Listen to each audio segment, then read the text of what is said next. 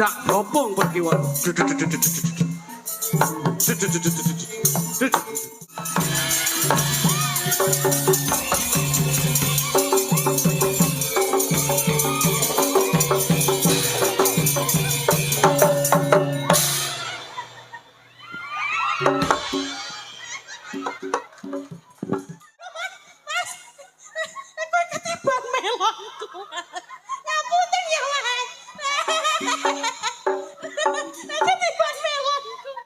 Luar biasa, matur sembah nuwun. Satu tembang Terminal Gayatri Made in Dujo. Monggo. Oh sampun lho Pak. Masyaallah nggih. Matur mbah nuwun. Ngapunten Nggih niki dawuh. jenengan ndak kena macem-macem mergo niki di wilayah saya. Leres-leresipun ngoten. Nanging saderengipun ngaturaken assalamualaikum warahmatullahi wabarakatuh. Waalaikumsalam warahmatullahi. Alhamdulillah wa syukurillah. La quwata wa la quwata illa billah. Mas Minto. Nggih. Dalu niki saged nderekaken panjenengan sampun pinten-pinten putaran. Dalu niki pinanggih malih. Nggih. Sowan wonten dalipun Pak Darmaji, Bu Suliani. Nggih. Ing dalu menika nglenggaken Keng Putra wonten ing Pawiwan Agung. Wonten ing pahargyan menika andum katresnan anggenipun bebrayan insyaallah tumuju wonten ing bebrayan ingkang sakinah mawaddah warahmah tinampi ridho lan hidayah pinanggih barokah. Amin. Dongane wong melek wengi bengi iki akeh diijabah dening Gusti Allah taala. Ternyata piyai ngriki nderek Bragung Mas nggih. Sumbragung nggih. Alhamdulillah piyayinipun leh semanak grapyak Mas Minto. Dalu niki mengeti Keng Putra anggenipun lenggah wonten ing Bale Wisma Agung. Nyuwun pangapunten Mas Minto. Nggih. Saben-saben wonten pahargyan lak mesti mantenan nek mboten mantenan bersih desa. Yen ora bersih desa sunatan, luput saka sunatan syukuran. Kula nek syukuran sunatan bersih desa kula sik gelem urun donga, urun rerembug ingkang positif. Ning dalu niki kok kula ken urun rembug pangapunten saestu. Kula nek dalu niki anggenipun Mas Heru kalian Mbak Akvina, anggenipun bebrayan pangapunten kula mboten saged tutur-tutur. Sami, jenengan kalih kula profesinya sama, statusnya sama. Dalu niki kula nggih mboten patek wani nuturi temanten. Lah niku Mas Minto. Niki dipasrahke kalau dulur mulanang Mas Piti. Nggih, kersanipun Mas kula klutuke mawon. Soalipun kula niku ajeng tutur-tutur manten wedi. Wong kula dhewe butuh dituturi to Mas. Nadalah. Dadi kula niku pasrah bongkoan kalih Mas kula sing lagi niki lebih positif pikiranipun. Ngoten. Kersanipun nggih tanggung jawabe Mas Jo Kluthuk. Wis ben Mas Jo Kluthuk mawon sing tutur-tutur kula tak meneng mawon. Padha kalih kula nggih ajeng meneng niki mengke. Ngoten lho. Wis saiki masa bodho sampean Mas. Masa bodho sampean kepiye apike Mas Heru karo Mbak Akvina iki kepiye? Ngono. Aku tak ora melu tutur-tutur, ngomongi aku wedi kok. Aku ki dina iki butuh dituturi. Ngono. Jadi gempil kamardikan Mas Kluthuk nuturi temanten awake dhewe gempil utawa melu kaya ngapa mirengke tuture. Sampeyan tak hormati sebagai wong sepuh. Disesep supaya ben iso apuh kepiye pikirane sampeyan. Saya pancen ya, merasa nuturi mergo keluargamu dhewe ya sik. Ora kok murat-marit jer aku bocah enom wis sepuh saka pantene kok. Tapi awakmu ki termasuk introspeksi. Nggih. Bener lho. Wong iki kudu sadar diri kepiye anggone. Iso nuturi wong ning harus introspeksi diri sendiri. Mawas diri. Iso ngajari ning kudu iso nglakoni. Apik. Wong awakmu nuturi manten kan ya ora mungkin. Nggih. Wong awakmu dhewe ya sik gejolak rumah tangga sik murat-marit gitu. Ya butuh sampean sing butuh. Ning ya sok nulari. Nggih. Bener. Sing langsung nuturi nemburi. Loh, lah ngapa to Mas? Kok ngarep buri ya padha wae? Ya setidaknya itu harus jelas ngono lho. Yang di depan. Iya. Sing gak iso nuturi nemburi. Oke. Bener. Jadi penting. Masalah ini kula niku kalih panjenengan ngeten senenge. Saling menutupi dan melengkapi, Mas. Betul. Mboten kok congol-cumongol mboten. Dadi kula nek ora iso tutur-tutur nggih Mas kula sing nuturi.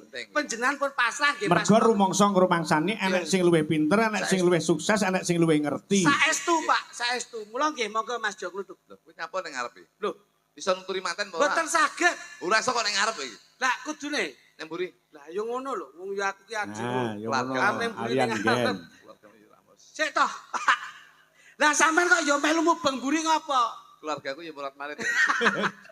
Kowe iki ya sembrono kok iso. Pak Darmaji menika piyambakipun. Pak Darmaji menika. Niki Pak Darmaji. Ngono kalih Bu Sulan. Kalih Bu. Ayo. Sulaini. Bu Sulaimi. Piyayine iki merantau, Mas. Nggih, Pak Darmaji teng Malaysia. Mboten. Bu Sulaimi. Nah, niku teng Taiwan. Ngono. Jadi mereka berdua itu beliau berdua berjuang. Ini yang bisa dinamakan bahwasanya mereka berdua, Pak Sulaimi kali Bu Pak Darmaji. Pak Darmaji kali Bu Sulaimi menika pahlawan Devisa Negara. Pak Minto. Jadi beliau berdua itu bisa dinamakan pahlawan Devisa Negara. Nun sewu, ini sudah terbukti bahwasanya kesuksesan beliau menika sing lanang nyambut gawe ning Malaysia, sing wedok nyambut gawe ning Taiwan, nyatane sak menika saged dados keluarga ingkang sukses wonten ing Rejo Agung menika. Alhamdulillah kok Rejo Agung mbahmu Di sini iki Beragung. Beragung. Wah, lha iki ya rada slewang iki ya. Teng Beragung menika dadi dhuwit oleh ke Malaysia, dhuwit ke Taiwan, menika dikelumpukne dadi siji ning Beragung, menika beliaunya keluarganya sampun sukses. Nyatane sudah terbukti beliau berdua menika sampun duwe usaha. Usaha napa, Mas? Pabrik paralon menika sak menika paralon mbahmu kiper kok iso. Wong kuwi tempat pembuangan air kok iso pabrik paralon iki lho. Wah, kowe iki jan mripate kok ndi kok, Mas? Dadi ngeten Pak Minto. Pak Minto. Manten berdua menika. Endi mantene iki lho? Kok manten berdua menika endi? Wong mantene di depan kuwi kok iso. Lah kuwi baguse kaya ngono putih kaya ngono kuwi jajali. Ndi? Burisan kuwi lho. Digital gudulmu. Ya ampun, Mas Heru iki lho. Wong mau wis jagongan ngono kok iso. Putih kuwi oleh lek sadurunge ndek bojo. Nek yen wis ndek bojo kudu ireng. Lho. Piye ta bocah iki iso? Sik. Ini harus diperjelas putih oleh sadurunge dadi manten. Ning lek wis dadi manten kudu ireng Pak Minto. Lah kok ngono? Lho kene putih ki biasane sadurunge dadi manten kuwi ndelik perawatan ki penting. Tapi sakwise dadi manten kudu bekerja keras nyambut gawe untuk menghidupi keluarga. Paribasane ora roh udan, ora roh panas. Ora roh awan, ora roh Bengi kudu nyambut gawe. Paribasan adus keringet dilakoni. Adus keringet niku dilakoni. Kudu ireng ya. Lho nggih lho, Bos. Bener. Loh. Biyen ibuke cah-cah ki penyawangku saurunge dadi manten ki putih. Putih. Bareng suwe-suwe kok ireng. Nah, ngoten lho. Pak Minto, Kene iku malah kewalik. Biyen Ibu Sri ki ireng. Heeh. Saiki putih. Sapa sing ngomong kuwi apa roh lek putih? Roh. Ireng. Mosok. Sesuk putenan lho. kok kan moto ki urusan apa kok iso mangsane. Dadi ngono Pak Minto. Dadi manten ki nun sewu. Wong lek dadi manten wong lanang kuwi paribasane aja wedi awake reget. Aja wedi kesel, Aja wedi kesel, aja wedi elek, aja wedi awake reget. Ning misi dan visi kita nyambut gawe dienggo murakapi keluarga. masyaallah. Berarti wandene kaya Kang Rama. Lho iya no. Pak Darmaji. Sampir sani Pak Darmaji nggih. Pak Darmaji sampir sani. Nika lho piyayine senden ning mburi. Lah yo kaya lho beliau. Piyayine gede dhuwur. Gede dhuwur brikose kandel paribasan kaya wayang menika Gatot Kaca. Heeh. Pak Darmaji. Lho iya. Pindho Raden Anom Gatot Kaca. Gatot Ngambadir Gantara. Kagem caping Basulanda. Kudan rakudanan Panas ra kepanasan. sebabe Mergo ngiyup ning omah. Dadi kok ngiyup ning omah iki lho kok. nyambut gawe ning proyek. Gitu, Pak Darmaji gitu. Pak Darmaji lho. Biyen Pak Darmaji ki putih. Pak Darmaji. Lho. Wah iya. Begitu, Kayine terus ora sombong Ora lho. sombong. Biasane nek kagungan gawe iki mesti ning arep dhewe to. Malah ning mburi kok. Delik. Lho. Kuwi ndudone wong sing duwe jiwa adigang, adigung lan adiguna. Lho. Dadi ora sombong. Ora duduh-duduhne wong lek sukses kaya ngono kuwi. Masyaallah. Lho, Ning jero kaya ngono ya Mas Grapyae. ora roh. Pripun? Mau aku teko ditok ning kabeh. Masyaallah.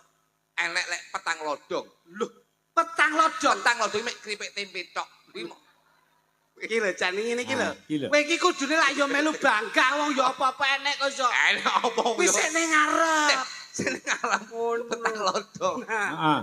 Nek mburi ki nek 6 lodong Pak Lah Tito. kuwi komplit neh. Kok komplit apa mek kerupuk iwak tok.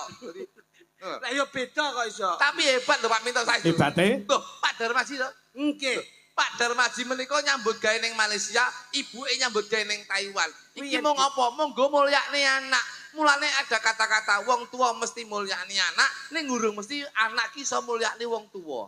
Wong tua siji iso Ngopeni anak 5, ning ngurung mesti anak 5 iso ngopeni wong tua siji. Lah kuwi lho sing kudu digut. Loh, iki penting lho kata-kata iki penting.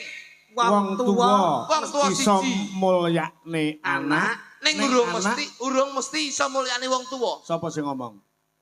Sing ngomong sapa? Kula. Kata-kata bijak lho, Mas. Lho. Anak ki iso mulyakne wong tuwa lho. Kok saged? Proses pembuatan anak kuwi wis mulyake wong tuwa lho. Proses. Ayo. Oh iya. Penak lan mboten penak niku gumantung atinipun, Nah, Pak. kuwi ning awake dhewe-dhewe. Tegese menika kula ngendikan matur ingkang kados mekaten menika. Ngendikan ya matur. Matur. Contohmu mbok wis ngomong ngono wae. Iki jelas lho. Rungokno. So jenenge anak jenenge Mas Heru. Ru. Heru. Gedhi kono kowe engko tonyo ndasmu bar kowe. Gedhi oleh tapi pengalaman dalam hidup berumah tangga ki oleh kowe aku. Lah Mas Heru ki jam terbange kok ngendi-ngendi kok. Jam terbang ini apane lho? Lah sampean Jam dinding aku 6 aku ning. jam terbang ki pengalaman ki lho. Sampan kudu iso mulyani wong tuwa. Mula Pak Darmaji Bu Suliani. Kuwi kudu mbok mulyakne. Putrane Pak Darmaji sapa? Nggih, Mas Heru. Mulyakne wong tuamu. Apa meneh mulyakne wong tuamu wedok. Insyaallah kuwi iso membina rumah tangga sing sakinah mawaddah barokah. Nah, Kuwi iki lho, lho. Mas, kuwi lho, Ki Mas. mesti ngerti mergo paugrane kesuksesane anak ki gumantung ning wong tuwa Wong tuwa wadon. wadon. Mula yen kepengin sukses angger nyambut gawe lak mesti ridone wong tua, Pak. Iya. Nggih to? Iya. Mesti dilangkai. Mas Kluthuk niku angger budal nyambut gawe. Aku jenenge kok dilangkai. Aku mesti dilangkai kalau diuyui ya. Dilangkai ki dongane wong tua ki Pas lho. nglangkai anyang-anyangan lho wong tuaku. Lak lenggahe wonten mriki. Nyambut damel wonten Malaysia kalian Taiwan. Jadi ngono, Pak? Ki nek dijikuk saka Malaysia karo Taiwan. Kuwi tembunge iso mata. Mata. Dadi sing lanang nyambut ning Malaysia, sing wedok nyambut ning Taiwan. Taiwan. Itu lek kita bisa menyatukan kata-kata itu mata. Maki Malaysia, iki Taiwan. Jadi saya bisa menghimbau nuturi teman-teman lanang karo wedok, mata ki cinta itu dari pandangan pertama dari mata, akhirnya timbul di hati dan nanti akan membina rumah tangga sehidup semati. Masya Allah. Iki wis pitutur lho Pak Minto. Iya. Dadi wong wedok karo wong lanang, bapak karo ibu iki nyambut ning Malaysia karo ning Taiwan, kuwi saka mata mlebu ning ati, akhirnya bisa membina rumah tangga sehidup semati. Dadi rumah tanggamu Ru, iki kudu sehidup semati. Lah, kondene metu siji, Metu bareng, maem siji, mangan bareng, dolan siji, dolan bareng, turu siji, turu bareng. ados siji. Dewi. Lho ora bareng. Kula adus bareng ya kongseng jenenge cilik, mata delok cilik mau jenenge. Cilik. Ngono iya. Dadi penting Pak Minto ngoten niku. Tane, Lho, ta itu apa? ta ki wis tegese tanggung jawab. Tanggung jawabe wong lanang apa, tanggung jawabe wong wedok apa. Wong lanang nyambut gawe, wong wedok mempersiapkan apa yang menjadi kebutuhannya wong lanang. Heru nyambut gawe. Nyambut gawe golek pangupaya jiwa dienggo nguripi keluargane, sing wedok ya tanggung jawab piye pamrih wong lanang ki seneng.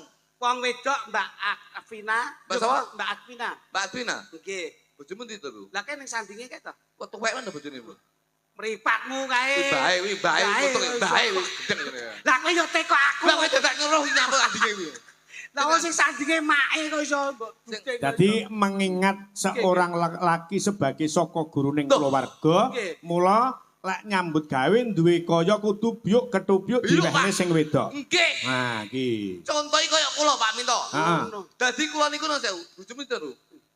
Bojomu ndi? Bojone turu persiapan Salah. engko bengi iki arena dan juara ya kok iso. Arep dadi juara piye mburi jenang tok kowe. Oh no, yo. Ngene lho. Kel, Herul. Wong wedok ki kuncine siji ben bahagia. Piye, Mas? Kudu mbok blonjo apa sing dadi kepingane wong wedok kudu mbok tutne. Loh, dadi wong wedok pengen apa-apa Tutne, turuti. Ya nek kemampuan iki cukup gitu, Mas. Lah nek kaya Mas Minto bengi mayang ngene iki, buke nyuwun apa-apa iso ngudaneni. Lah nek terus kemampuane nyambut gawe beda pripun? sesuai dengan kemampuan awake dhewe Pak Minto. Heeh. Wis wong wedok ki senenge apa turuti. Mbah piye carane golek utangan los.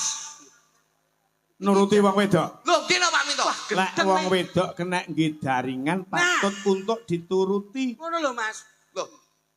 Terus Lek wong wedok mung mburu senenge dhewe ora mikir keluargane piye coba. Gaya hidup lho, sing dituntut. lek ra gelem nurut wong wedok nuruti karepe dhewe. Pegat.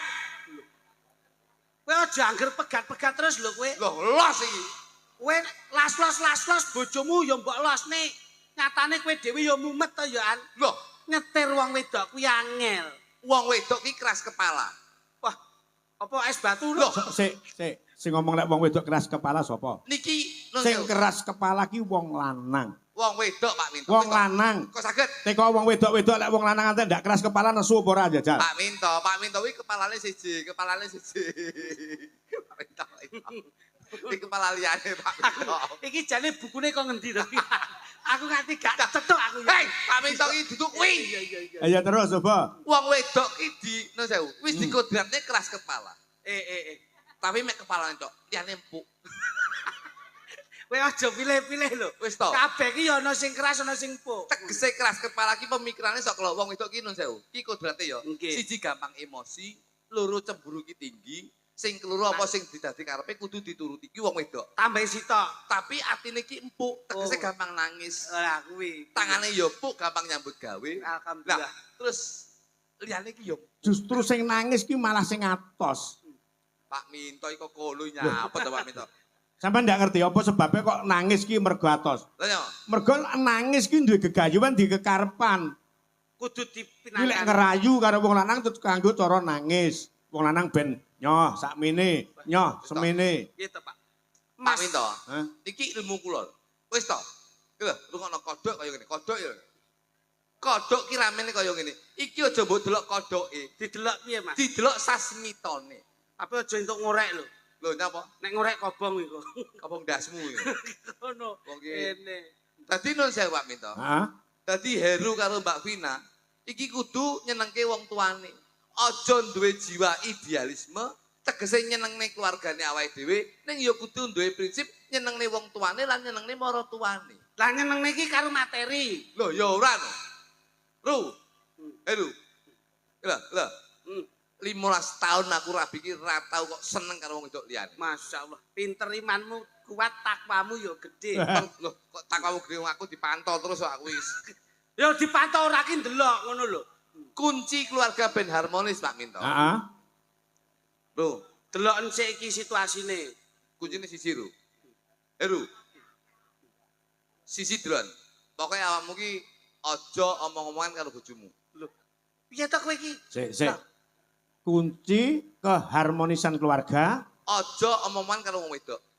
lek dianggap satu. Loh, satu lah masalah. Yang penting untuk menuju rumah tangga yang harmonis. Di kalangan masyarakat terus ndak oleh omong karo bojo, terus nganggo sasmita piye lek jelas diarani wong padu. Ndak rukun. Yayi sakmene mbane iki duwe bojo kuwi nun sewu lho. Wong mantu ki goleke teman turu anake lho. Mas Heru maune ijen, jur saiki kagungan garwa ki karepe ben enek kanca komunikasi. Kok lek omong-omongan ki wong wedok sekolah dijak omongan, mesti ngundat-ngundat perkara liyane. Wah, kuwi ngawur kowe nek Mas Heru mboten e. Sik ben dijlentrehke kok kudu ndak omong-omongan neng-nengan ki piye? Kula mbiyen iki membina rumah tangga ki 2 tahun, ki kerep omong-omongan, ki malah kerep geger. Loh, tapi setelah aku goleki apa terus menjadi kunci gegerku karo bojoku, ternyata komunikasi. Omong-omongan. Tapi setelah aku ra omong-omongan, iki malah harmonis sampai saiki. Aman. Malah iya. aman, Pak Minto. Pancen sing apik iki pancen yo meneng-menengan. Oh iya, terus. Dadi lek enek apa-apa, kuwi gawe metode yang lainnya. Bahasa. Contone, dalam apa-apa ya digambar. Heru iki mau pengen apa-apa iki? Gambar. Sing gambar sapa? Sing lanang. Sing lanang apa sing wedok? Sing lanang lho. Pomo Heru pengen lunga, metu no ya biasa no, gambar kunci. Berarti Mas Heru arepe lunga njaluk kunci sepeda motor. Mbak Pina ngerti? Ngerti no. Bojoku mbiyen ya ngono ngerti. Ya mbok gambar. Tak gambar ngono. Masyaallah. Pamane Mas Heru nyuwun pamane. Makan yo gambar piring karo sendok. Mbak Pina ngerti. Langsung bojoku paham yen aku ki njaluk mangan. Lho. Njaluk mimi. Mimi tak gambar gelas. Lho. Ngerti ngono. Paham lho bojoku. Njaluk wedang susu no. Wis tak gambar gelas terus kene andinge bunder nik ngono. Ya apa kok bunter-bunter ning. Nyapa tak cari susu. Sik. Terus umpama sampean arep njaluk adus piye? Adus tak gambar siduk Pak Minto. Mesti bojoku langsung sprundul njuk anduk. Oh. Ngoten niku kula. Nek kangen hubungan. Nah. Terus pengen kumpul ngene iki, malam pertama kowe mbiyen piye jae? Lek pengen mangan, kuwi tak gambar piring karo sendok. Ngerti ya? Paham bojoku. Lah nek mimi gelas. Lah nek terus kangen pengen kumpul. Wis tak adus ya. Wis tak gambar siduk aku mesti arepe adus. Oh. Bojoku paham. Malam Jumat ngene iki. Ya. Sunah Rasul ngibadah. Nah, ngene iki arep nyambut gawe ya. Heeh. Aku mesti tak gambar kucing bojoku mesti nyepakne mobil aku. Lho. Ngono. Paham ya? Paham to. Sing tak takokke ora kuwi lho. Apa? Nek kepengin hubungan suami istri kuwi lho. Lehmu gambar piye? Apa kuwi? Lho. Kok sik teko aku aku ndak kuwi lho. ngerti pitakone adimu iki. Pak Minto. Lek arep lanang wedok ngono lho. Nah, ngono lho. Lah, kuwi to, cis. Cis ki apa kok iso? Cis tipis. Maksudnya kuwi hubungan ngono kuwi. Kuwi tak gambar. Lah kabeh mbok gambar kok. Kuwi tak gambar. Piye, Mas? Tak gambar kurungan terus lawange buka. Lho, ngono Pak Minto. Sik kok ora padha karo nek makmu karo lek ngombe. Lho ya beda no njaluke kuwi yo. Dadi tak gambar kurungan karo lawange buka. Lah nyapa kok ming hubungan lawange buka karo kurungan. Kuwi berarti manuke wayahe mlebu. Ngono lho. Dadi Sasmita. Lek bojomu ora tanggap. terus Lah coba lek bojomu ndak ngerti. ora tanggap. Ora tanggap. Kuwi tak gawe gerak tubuh. Loh. Gerak tubuh piye? Loh, nggih dengan gerak tubuh lho Pak Minto. Terus contone njajal piye? Jaluk apa? Ya arep turu awor kuwi mau. Turu awor ya aku lek mangan ngene to. Nggih. Lek ngombe ngene. Nggih. Lek jaluk turu awor wis biasa. Piye, Mas? Jalukku mesti mek ngono. Wah, bojomu marah. Moro. Terus akhirnya kodemu Kodeku mek ngene. Apa wi? Pak Minto nyapa to. Oh, anu, olahraga. olahraga. Lah olahraga nyapa to Pak Minto. Lah ngene Kene lho, Pak Minto. Senam to, senam. Oh, ngedukne meteran. Lah alah, kok meteran iki? Mosok meteran dulu ning kene. Bar diukur, Ngene lho, ngene. wah cepot celana. Nah, ya kuwi lho, cepot katok. Tanggap. Ini kan ngitik nih, kok jelas nih nyapa to jare yo. Wong jenenge nuturi iki ya nuturi sing apik. Iya, mantu ngene. Ora kok nuturi ning sasmitone sasmita sing ora Kakak, pas. guyon. Wong Mas Heru iki piyayine meneng ngono kae lho. Meneng. Meneng Heru glendem gitu ya. Lho. Kok glendem piye to? Tegese glendem ki beliaunya Heru ki glendem untuk membina rumah tangga. Wong piyayine nyeneke meneng anteng. Wong ki ra enek pepatah mengatakan to Mas. Air beriak tanda tak dalam, air tenang menghanyutkan. Saiki ngene Mas Lidik nggih. Nggih. Untuk membuktikan bahwasannya untuk minta hubungan suami istri. Nggih. Ki ben jelas ki diperagakke karo presiden. Telan ya. Jaluk niku to. Heeh. Oke. Mat. Coba. Sopo? Sing mari sampean lho kuwi iki. Awakmu. Dadak ngomong ngono kuwi kudune praktek nek karo aku ora pas ngono. Bojoku sapa? Wis milih kono sak karepe kono. Golek sing nganggur ae sakmene sik do mangan kabeh. Pilihna to Pak Minto. Kae lho rada nganggur wiraswara lho. Ndi? Wiraswara lho. Padha lanange gedeng aja niku ya. Lah sing nganggur kuwi tok kok iso mangsane. Glena. Wiraswara. Glena. Ayo sing ndi? Ki do madang kabeh. Kene Nduk. Jale Sing ndi? kancanono kae Masmu kae. Iya, kowe lho. Lah kok. Kowe tak goleki dangkelan pring iki lho, meneng kowe. Mangsane angel golek sinden ngene iki. Liya-liyane do mam kabeh iki ra gelem maem. Ora gelem mangan. Lah gedhe tirakate kuwi. Gedhe trakate napa? Ki mau wis mangan tek 3 piring kok sore mau. Kowe kira sembrono. Pangapunten lho Mas. Heeh. Wong Pak Darmaji iki piyayine iki blobo lomo. Dadi iki lho Dlon. Yaine wis satene ditokke.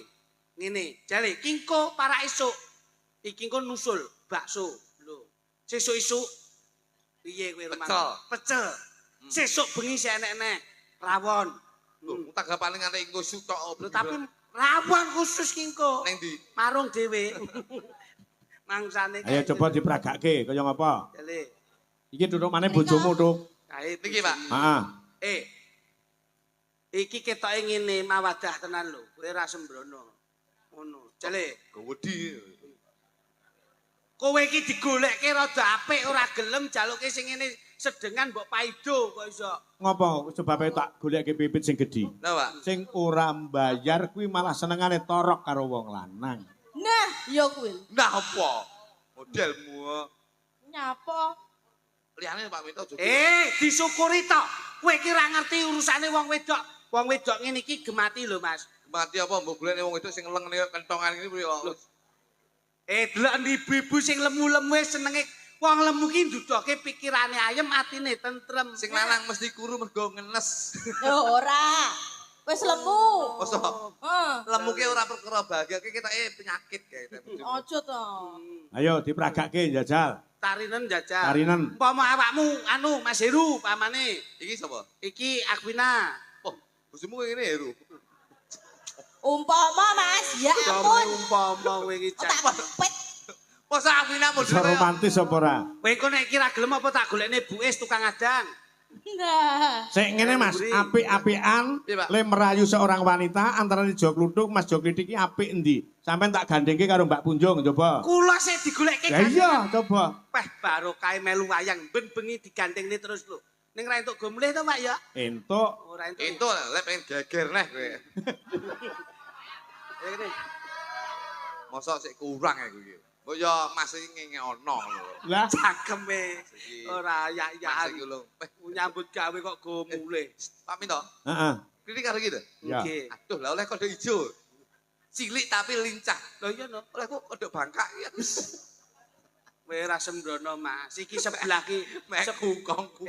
iki malah aku iki rada rugi kok. Kayak sebelah ki tanduran jagung ning ora bertongkol dua. Nggonmu bertongkol dua lho. Iki malah tongkole ndak umum iki. Oh no. Rajono no. Laki Ora nduk. ayaan ngono. Lah oleh iki ya. Contoh nih Mas Klitik Nggih. menjalin mahliga rumah tangga yang harmonis, yang tentrem, ayem, kebak kabagian kaya ngapa coba? Kula niku mboten kakek ngomong kok Mas. Saya itu tidak terlalu banyak mencintai wanita tapi mencintai satu wanita berbagai cara. Ya. Begitu ya, Mas. Yo. Ngapusi. Satu wanita ya, Mas. Iya. Iya. Ayo kene. Dok anu tak Nggih. Tak gendong neh. tak gedong piye kowe ora ganggu. Aku iki karo Punjung papunten Mas Minto. Ya. Dik sampean ngerti to. Pripun, Mas? Nek ning ngarepe Mas Darmaji lak ana tanduran kates to kae. Nggih, Mas. Kates kae lho. Iya. Kae aja kates. disawang katese. Ning sampangan katesmu. Kowe kok tak tonyo ndeloson lho iku kok iso. Aku ki ngomong karo iki ora ngomong karo Lah iya. Tapi kan katese Punjung jos. Aja sih yo nggone bojomu iki. Iki duduk kates. Apa kuwi? Melon. Kowe ora sembrono. Papunten Mas.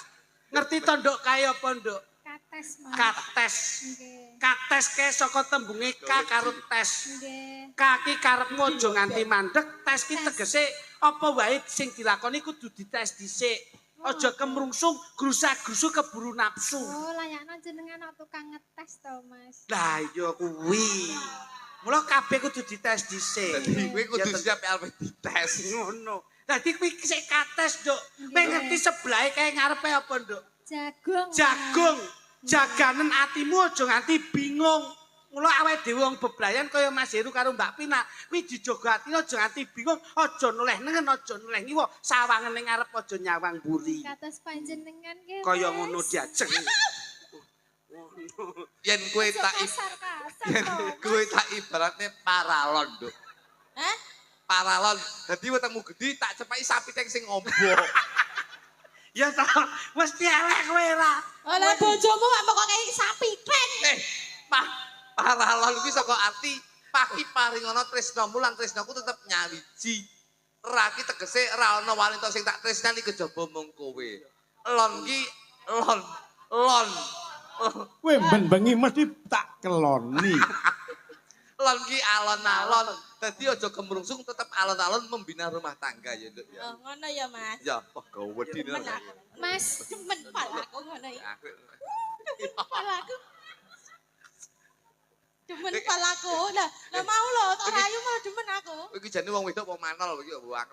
Lah aku demen kok. Ya demen tapi aja nginang ngene kaya. Lah wong sing wedok agresif Karo ora bojone kan. Bojo ya. Kita Mas Minto. Jarene kan Heeh. agresif. Bojo ya bojo tapi gerakmu ki aja kaya ngono iki kaya bar ngombe jamu galen ngosek kowe iki. Piye ngene? Nah ngono lho. Alah Mingkup. alah kon tetep kempit nyapa to jane to. Nyapa? Lah piye? Nah biasa ngono Kowe lho. ra iso mingkup wong pupune gegeden kok iso. Mbok kon mingkup. Ya Dik ya. Niki lho Mas Minto. Heeh. Bocah niku sing klasik nu nggih ngeten niki. Klasik niki. Klasik kaya motor. Loh, kepiye to sam uang ki luwih becik. Klasik bojomu lek bojoku ki herek.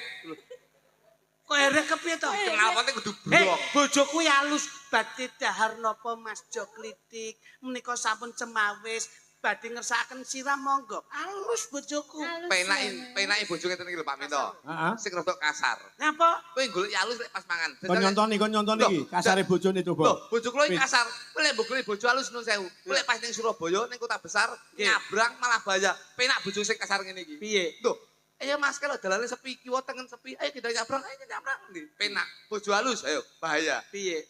Kaya ngopo? Tengen lho, enek pickup. Aduh. Lho, mlaku klunu urung teko nggon tabrak pickup bongko kowe. Ya ta, nek lak seneng karo dulur ngeten iki. Iya, Pak. Lho nek sok lairne Nyawa. alus bojoku timbang bojomu. Kaya apa? Lah iki iso nek umpama nuntun putune, ayo nduk istighfar, nduk nyebut asmaning Gusti. Kuwi lho, sirahe jabang bayi wis ketok tungul-tungul, nampil napas, ngunjal ambekan. Kuwi lho nduk alus metu punang jabang bayi gangsar. Kasar. Ayo nek bojomu kasar piye? Ndang mekokok, ngono piye kowe? Aku lho wis molo-molo kuwi lho. Ayo Mas lu. Bu golek pasku ya Pak Minto. Jajal pas tanggomu kobongan. Piye? Lho, lha penak bojoku. Kalau omahe Pak Minto kobongan, ayo kita golek banyu, ndang disiram, grujuk ndang mampet. Kena bojomu lho. Piye, Mas? Lho. Apa kayak kedul. Ora enak ya. Urung teko nggon main tak. Wis ra gagas. Mas pelokmu, Mas. Pelok, Mas. Sekarang gitu ya. Mas, Dalem. ketika kamu memegang tanganku, apakah ada yang marah, Mas? Yen nesuwi sarana kanggo nduduhke rasa tresna. Mekaten. Yo, apa wae sing tak lakoni ora ana siku dendaning Jawata. Kabeh wis ditata. Sekarang sudah tidak marah-marah ya, Mas? Ora ono. Mergo wis kena lantai kelapson. Wah. Ya ora kok iso. Coba. Kekarane wong akrambi Romantis. tutu bondo tutu rupa. Kowe ngerti iki sing ditabuh jenenge apa, Nduk? Gender, Mas. Gender ki tegen olehmu sesender marang kersaning Gusti Allah Subhanahu wa taala. Oh, mekaten. Sandinge ki apa, Nduk? Slentem kuwi saka tembung kowe yen dadi bojoku aja slincok ing tembung. Yen tresno ya tresno, yen ora ya ora. Kula tresno saestu. Saman roh sing gandul-gandul ke jenenge apa, Nduk? Gong. Ketoke modele koyo modelmu ta ayo tadi. Alah. Gede. Ayo padha wae. Gedeng. Gede tapi enek mentol cilik nang tengah. Amung ati pawi tane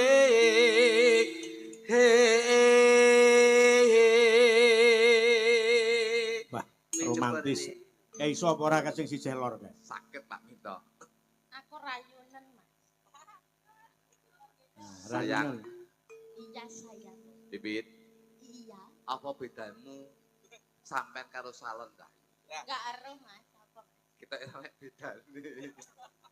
Nyampur aja genset. Mengecewakan. Enggak kok mengecewakan. Kondulang bit ben ketok sayang bit. dagelane nek klambine kaya Dulangan, Bit, dulangan, Bit. ngono kuwi. Ngono. Sing didulangi apa sarana apa-apa entek kabeh Pak Minto. Ya kuwi. Nah, Tak buktikan dulang ya, Mas, ya. lek memang sampean iki harmonis dalam keluarga. Ojo kalah karo keluargane Jo Klidik. Nah, nggih Pak Minto. Tak dulang ya, Mas. Iya. Aku suwi enelek 6 tahun rambut dulang, Nduk. Dek ngenali mbok dulang malah Didik Cayu. Masuk mangan tenan iki. Alah. Apa kuwi ora gizi ora vitamin blas. Lah wong didulang turane wong. didulang turane sindah-sindah. Didulang turane wong lekmu seneng. Loh, ya Allah. Ngono mbok pamerne. Pres, Mas. Nyepres. Aja mbok buak, biasane tisune kuwi mambu sithik ya dipangan lho. Ngono. Ya kowe Napa? lombok tok. Lah wong setiae ngono kuwi. Ngombe ya, Mas. Aja kaget. Ngombe ya, Mas. Mimi. Mimi. Mas. Mimi, anu aja kuwi to, Pit nyapa. Sing ndi? Lah langsung nang ngene kemasane kuwi. Mimi ya, Mas. Alon-alon ya, Mas. Lek Mimi ya, Mas ya. Nyapa to sing iki iki. Lah sing ndi? Kuwi lho. Engko sing kuwi engko.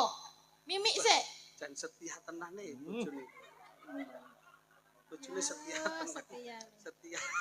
Bojone setia. Iki Mimi plus masuk angin. Ya.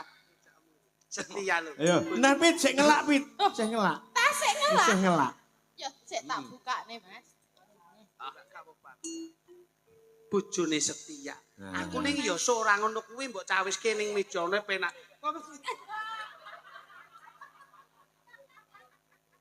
Sekali-sekali rap karo nek pun kakak.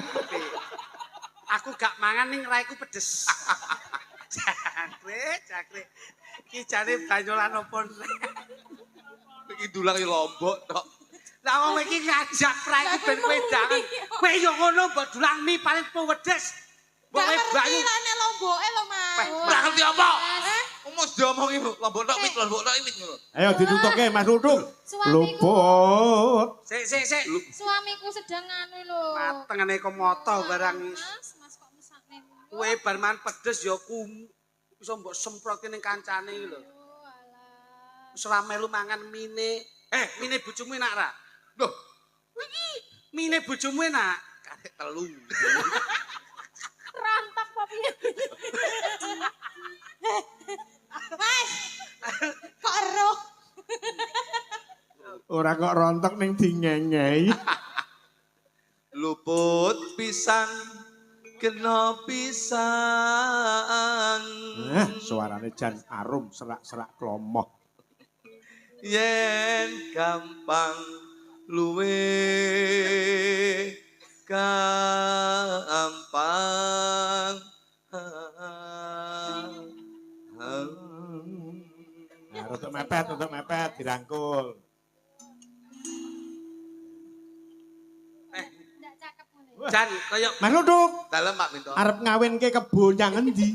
Niki mesti dikawinke kok suntik. Mas aku gendong, Mas. Gendong. Lah nek perkara kuwi aku engko sik. Nek kowe gandeng Oh. tak turuti rene. Oh. Kowe pengen gendong tak? Gendong. Gendong sisih ngarep apa mburi, kiwa apa tengen? Sisi ngarep madem buri. Ngarep madem buri. Marep. Madem buri. Lho, lah kuwi lak ya terjadi 2-2-0 karo 1-1-0 lho kuwi. Apa kuwi? Ayo konslet no. Sampeyan yo ngono. Iya. Bahaya. Nyapa? Kak kene dipoto malah kaya ketek mangan kates. Kayak sampean ngono apa piye? Lah itu aku keteke kowe kates. Lah nek aku luput pisan kena pisan diajeng pergiwa manut marang pun kakang diajeng pergiwa. Nggih, Kang Mas. Yen menawa katresnanku mung kowe ra ana liya diajeng pergiwa. Aku nyuwun pangku. Apa kowe njaluk tak pangku? Kaya ngene, bukti katresnanku pergiwa. Ayo pergiwa. Sugriwa. Pergiwa. Pergiwa lek cilik gedhe Sugriwa. Kuwi kethek, Mas. Oh, alah. Ayo jajali. Pergiwa. Kaya aku kok kene lho. Wah, iki jan. Iki Sugriwa iki. Luput pisan kena pisan yen gampang luwe gampang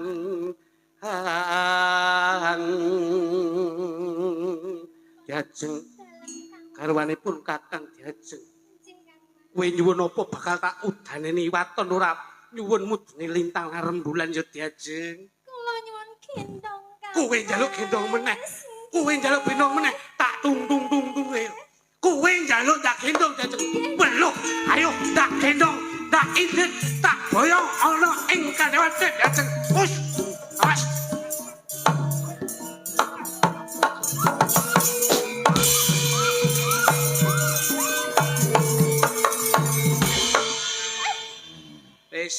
Rame lek Pit. ngono Ya. sampak langsung dijak Jane ngono melek tapi musuhe kethek niki napa saged?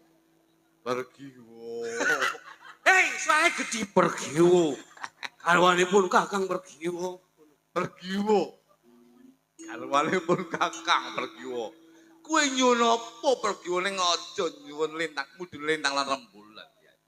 Pergiwo garwane pun lakang pergiwo. Kakang. Kakang kok lakang. Aku muni apa? Lakang. Sapa sing ngomong muni lakang? Jenengan lho. Kakang. Lah mau muni lakang lho. Bapakmu lho. Sampean mau lho. Aku muni apa? Lakang. Lah iya. Lah iya. Heeh.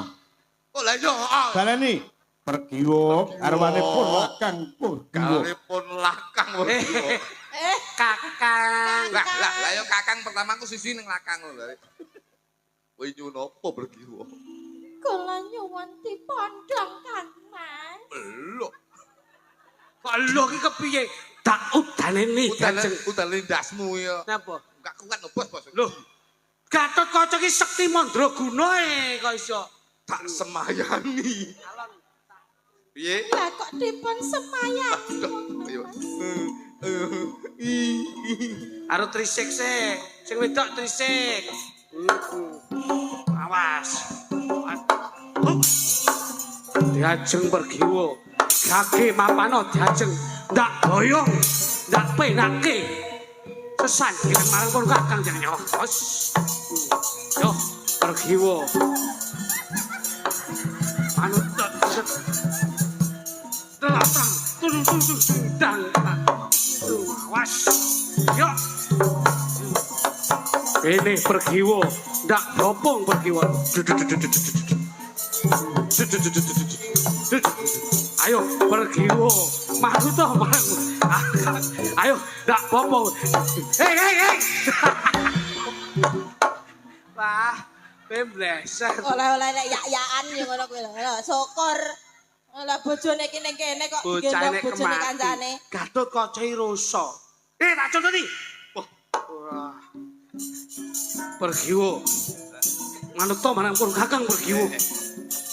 Bakal ndak kepenake uripmu e.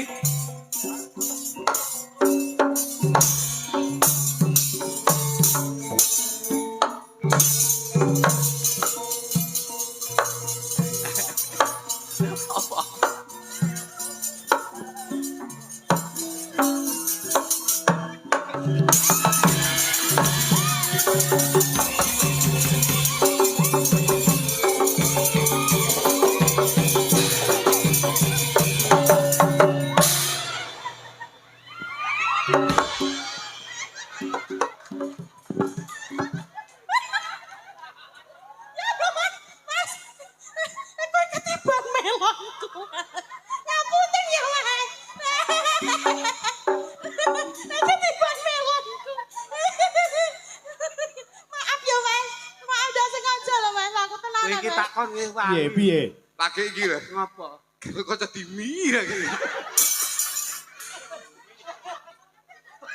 Takone lagi. Malah mbok junjung ra karo-karo. Begitu cebol langsung. Lul. Ade mapan ayo anak. Ya jenenge wong entuk iya ngono. Entuk mosok karo kaca kena setanting lagi iki. Oh kudune mbopong ya ora ngono kuwi kok iso. Ayo terusno diajeng. Aku tak menggeh. Wah, sapi tangi sak gedine. Bah, kowe kiwa to? Oh. Aku tengen pas padha tengahe. Pupune kok guling. Kuwi cara kapuk nu super. Ah, saiki nembang bareng, Mas. Lah niki dereng barok niki. Urung bar. Dereng sik ben dirampunge mungkin bablaske. Barok barak Dereng. lintang samara. Yen angel. Wow.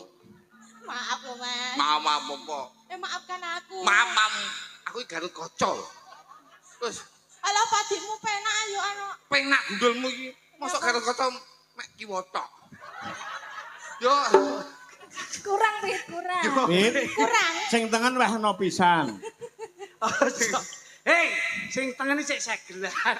Kuwi tulisane SNI. Angel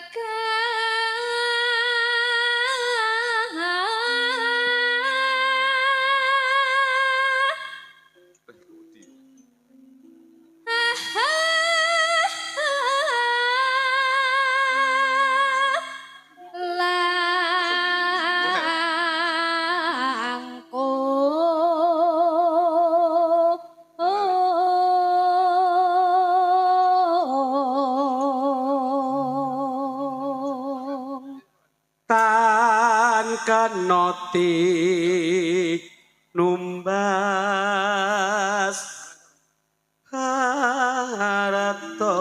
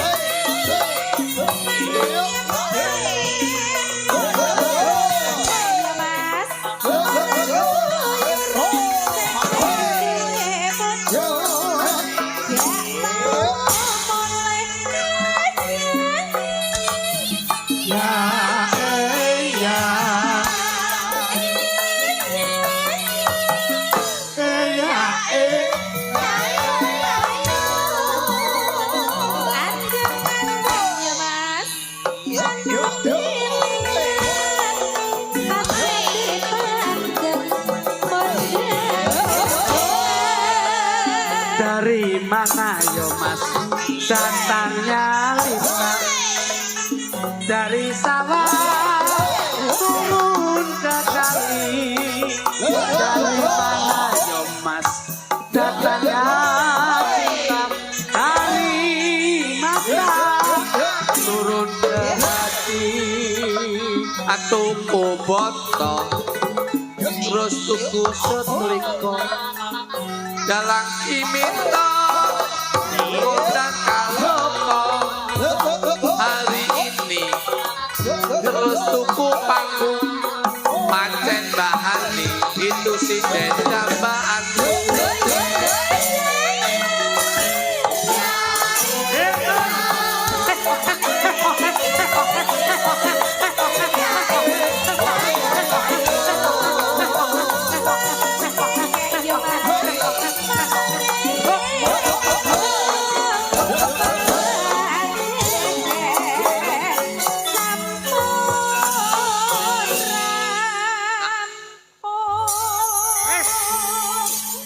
Mas Ridik, tembang menika katur penggemar berat Sekar Gadung, baik yang langsung ataupun yang dari jarak jauh. Betul. Menika wonten Bapak Samidi ingkang wonten Kapedusan Ploso Klaten Kru 35. Pak Sawiji nggih biasane rawuh nggih.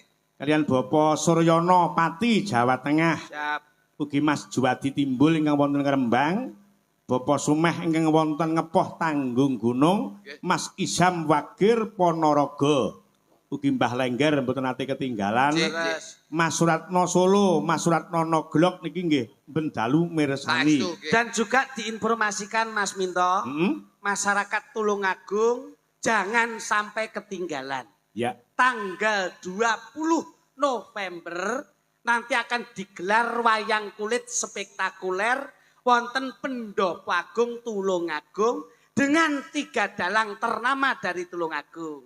1 menika Mas Minto Darsono, kedua Mas Eko Prisdianto, yang ketiga Mas Sun Gondrong saking Mirigambar. Langsung 3 layar. 3 layar, 3 dengan dalang. bintang tamu.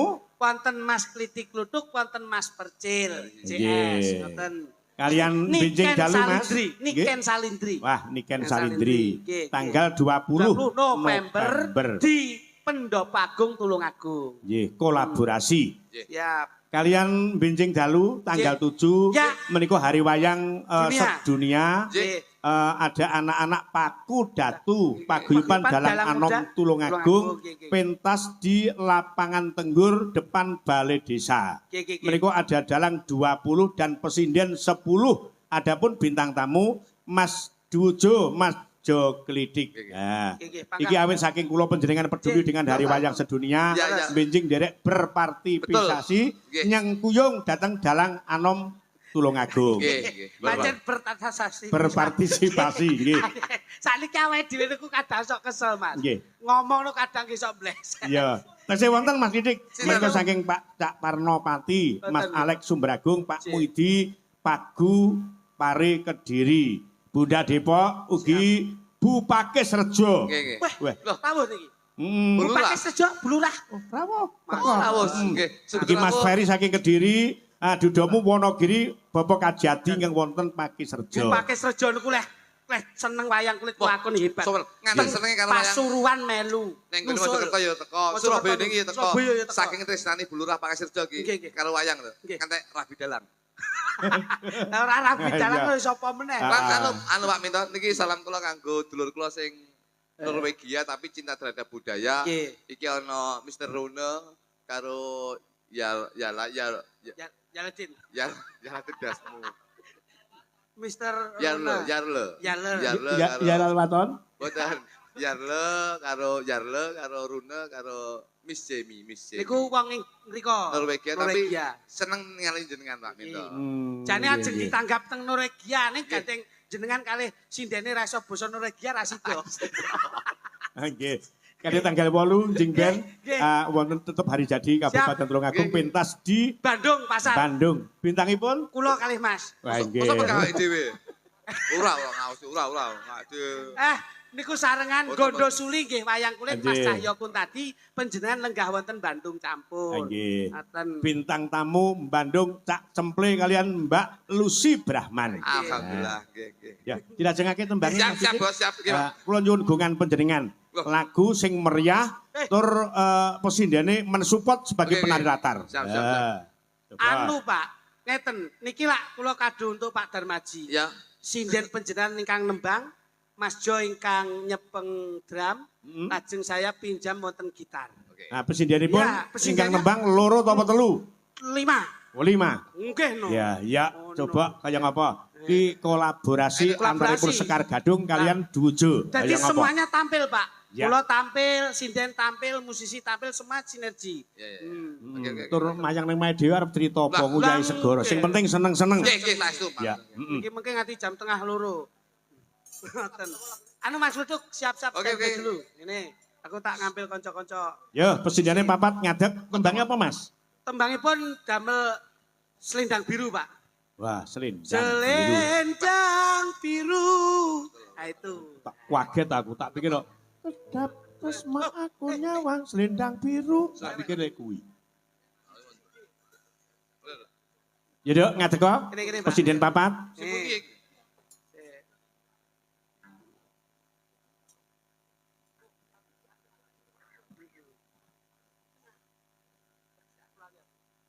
Ya, coba kayak apa?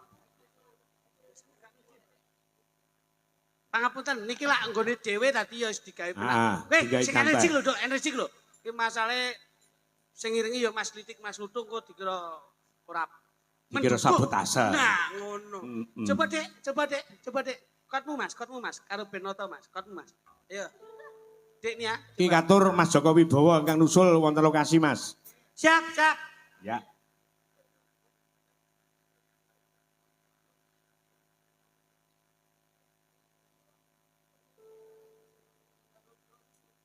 Yalah, wis sing nang ngendi-ngendi iki pokoke bek kene iki. Iki pun aman iki, jos. Iki lho, Mas Il. Coba drummu dulu, Mas. Wah. Alo to, Bos. Ngarep nek kanca-kanca kok iso. Iki saking iki apa jenenge kaya ngene apa Mas Lidik niki? Lu kepek. Anak walang, Pak. Kepek iki rada gedhi lek cilik udah kepek iki. Walang, Pak, itu walang. Walang iki. Iki tondo, iki lek 2026 iki larise kaya ngene iki. Amin. Amin. Maksudnya laris ki ning kono kepek tok. Ayo, kayak apa? Selendang biru dados.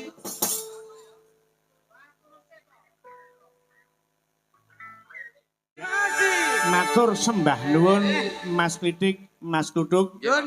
Niki mangke wonten tembang setunggal nandur munduh saderengipun menawi kepareng badhe pamit ingkang mangku gati wekdal kula aturaken. Sembah nuwun. Boten kathah anggenipun kula aturaken kagem panjenenganipun Bapak Darmaji Sarimpit Ibu lan rumambah keng putra Mas Heru kalian Mbak Akvina ing samangke anggenipun jurung dedonga mugi-mugi panjenenganipun kekalih Mas Heru kalian Mbak Vina pikantuk ridho lan hidayah saking Gusti Allah Subhanahu wa taala. Insyaallah enggal-enggal pikantuk momongan soleh lan solehah. Insyaallah beliau Bapak Darmaji Bu Suliani ing samangke anggen kula wentah keng putra dadosa piyayi sepuh ingkang saged satuhu ngreksa keluarga ingkang sedaya pinampi barokah. Amin. Nggih. Sembah nuwun Pak Minto.